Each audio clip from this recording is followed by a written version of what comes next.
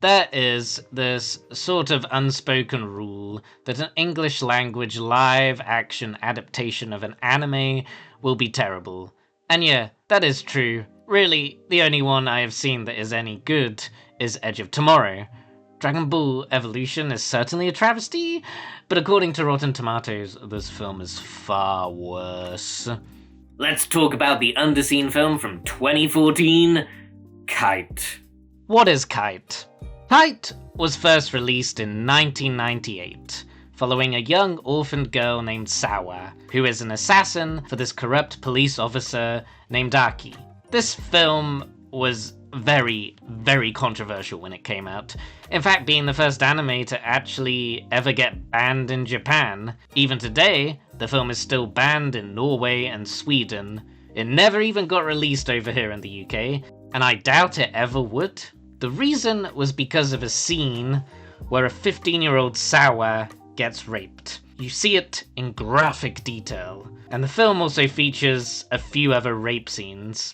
These are essentially hentai scenes, or animated pornography, taking up about 15 minutes of the film's running time. In America, 2 versions of the film were released. A 45-minute cut with all the hentai scenes removed, and an uncut 60-minute version. I recommend the 45-minute version, because the hentai scenes are just so pointless. You don't need to see it happen. All you need to know is that it happened. The scenes are also very eroticized to titillate the viewer, as hentai does, and it is so uncomfortable given the context of these scenes. I like the jazz soundtrack in the film, the atmosphere that it creates with the animation, and the action scenes are really great and gory, but I don't think much of this film. To put it bluntly, I find it very trashy, so when I found out in 2012 that a live-action remake of the film was in development, I thought, why? I saw it going one of 2 ways. Either they were going to stick so closely to the anime and make it so hardcore and edgy that it would be banned in countless countries and protested all over the world, or it would be heavily sanitized. So, what did we get? The hardcore edgy banned in countless countries? No. It's heavily sanitized. So there's no rape scenes. They got completely rid of the sexual relationship between Aki and Sawa. Sorry, not Aki. He's Carl now, played by Samuel L. Jackson. Setting was also completely changed. In the anime, Sawa's targets are given to her by Aki. They are celebrities or corrupt politicians, who are rapists, pedophiles, child molesters. Aki's a big hypocrite, basically.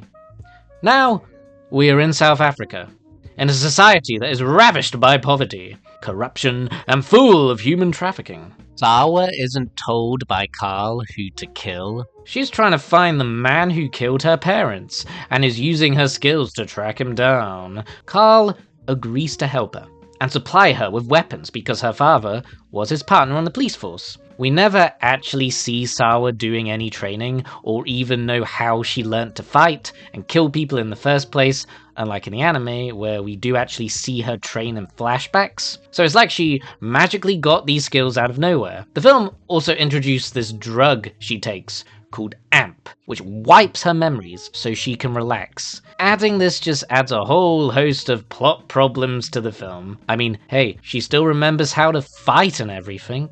It's also a lazy way to make her conveniently forget important details, such as the twist at the end. To the surprise of absolutely no one, it was Carl who killed her parents. What? Samuel L. Jackson is the bad guy? No. Never would have guessed.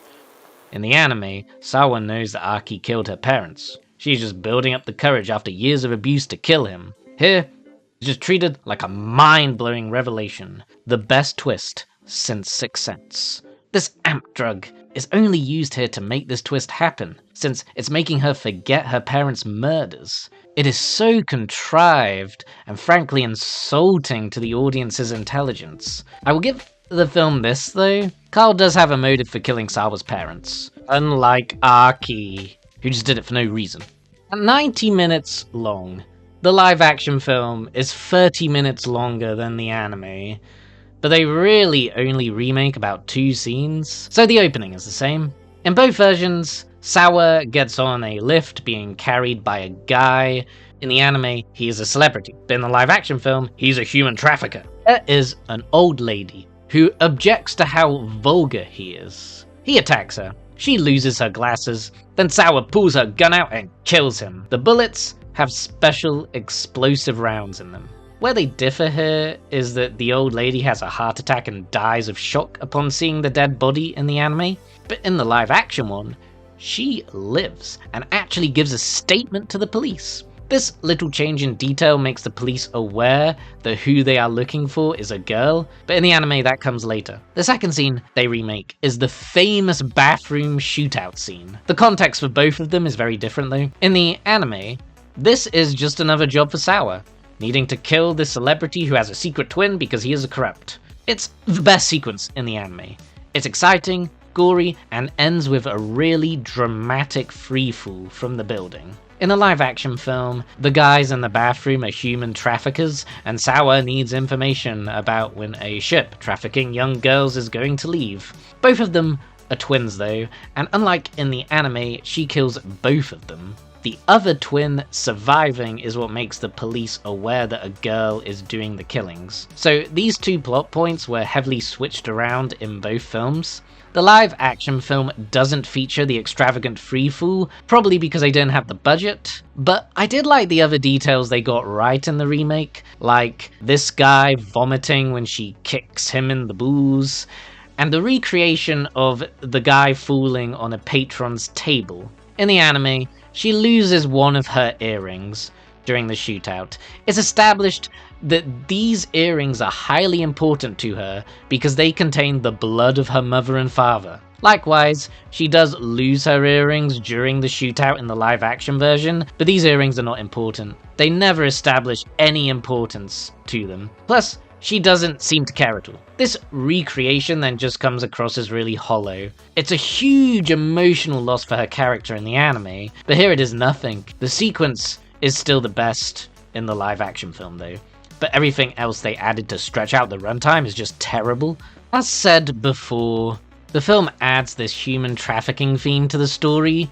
There's even an action sequence where Sawa tries to save a family from these traffickers that goes on for ages. There is also an action sequence where she goes to this human trafficking ringleader for information. I love this guy's performance. He is clearly having fun with this over-the-top character. And then this girl shows up, bandying my name about. You're useless as a codless wank, aren't you, Jeppy? Ultimately, the guy she wants information from escapes. I also love how the pen up his nose disappears in the next shot. Great continuity, guys. The final added action scene is towards the end, when she believes she finds the guy who killed her parents, and he has one hand of hers tied to a fryer, since he wants to fry her hand to torture and kill her, or something like that. It's so stupid. Look at this. There is barely a constraint on her, and you would think that he would have her tied up more, considering how much she has damaged his business and how many people she's killed. Oh look, unsurprisingly, she gets out and kills them all, including my new favourite actor. I find these added action sequences to be such a missed opportunity, since she doesn't use her gun with explosive bullets, which were iconic in the anime. We only see them used in the 2 sequences straight from the anime. These are really just added to stretch out the running time. I mean, the first guy escaped, so she didn't get what she wanted. The second guy is a red herring, since Carl is the real bad guy. So ultimately, what's the point? Let's talk about Obiri now, the secondary main character to Sawa. In both films, he shares the same name, but his function in the plots are different. So, in the anime, like Sawa, he is an orphan, who is taken in by the corrupt officers as a child assassin, and he is also assigned targets. Their similar background is what makes them bond and become close. Oberi wants to get Sawa out and away from Aki. In the live-action film, his appearance seems very pointless. He says he knows Sawa and her parents, but because Sawa keeps taking that amp drug, she doesn't remember him. So, another forced contrivance in the plot. He is really only used for the twist in the film. His father, who it turns out is alive, was involved in the deaths of her parents, and told not to say anything. So, Oberi just pops up out of nowhere a number of times to get Sawa to come with him so she will know the truth. I really hate what they have done with his character in this film. The point in the anime is that they are similar and bond over their tragic pasts. We also get Oberi's point of view a number of times, like when he is tasked to kill a target. Just compare the scenes in both films where they first meet. In the anime, Oberi is sent on a job to kill these 3 politicians who are apparently child molesters. Sawa sets up explosives to distract everyone while he kills them. After he does, she then runs in there to take him away before anybody sees. This is how they meet. And it is all from Oberi's point of view. In the live-action film, he just surprises her in an alley and says, "I knew your parents." But she's like, "I don't know you." Then he says, "Oh yeah, Amp will do that." She then leaves. It's from her point of view, and it's a terrible introduction to him. There's only one scene in the film from his point of view, when he is running away from these traffickers who are mad at him for ruining their plan. It just seems like it's just added to pad out time. There are no other scenes from his point of view in this film, compared to the anime where there are numerous scenes from his POV, so he felt like a co-lead. He has urgency and character in the anime. Here, he is nothing more than a contrived plot device in service of the twist. Him and Sawa have no common ground. He just spouts exposition, and that's it. Really, they should have just not included him in the film. The endings of both films differ completely as well. The anime, I would say, is very ambiguous and sad. After killing Aki, Sawa goes back to Oberi's house to wait for him while he gets food. Oberi heads back, but ends up getting shot by a child assassin, the same child whose bull he destroyed earlier. Sawa just waits and says he will come back. We hear footsteps, and then the film ends. Are the footsteps Oberi's, or is he really dead? In the live-action film, we end on a flashback to Sawa and Oberi flying a kite when they were kids. A kite is seen throughout the film. Sawa keeps looking at it as if she remembers something, so this final scene is the kite motif coming full circle. I will give the film that, trying to justify why the film is called Kite, since the anime doesn't actually explain why it's called that. The film uses an electronic music soundtrack. Opposed to the jazz one featured in the anime, this music plays throughout the film, trying to make it seem stylish. It just becomes annoying, which the frantic editing is also trying to do. These jump cuts are so unnecessary. The cinematography uses lots of close-up shots, which make me uncomfortable, and the lighting is really amateurish in a number of scenes. Ultimately, the film looks very cheap. I really hate this film. Even though I don't think much of Kite as a whole, the live-action film just completely missed the mark with the characters, the setting, the story, the action sequences, and just about everything else. I was obviously not expecting the content to be as extreme, because they don't have the balls to do that, and they probably wouldn't get away with it either, but what we got is just so bad. It makes Dragon Ball Evolution look amazingly fateful in comparison. I really don't understand why they even remade this film. What's the point? Who is this made for?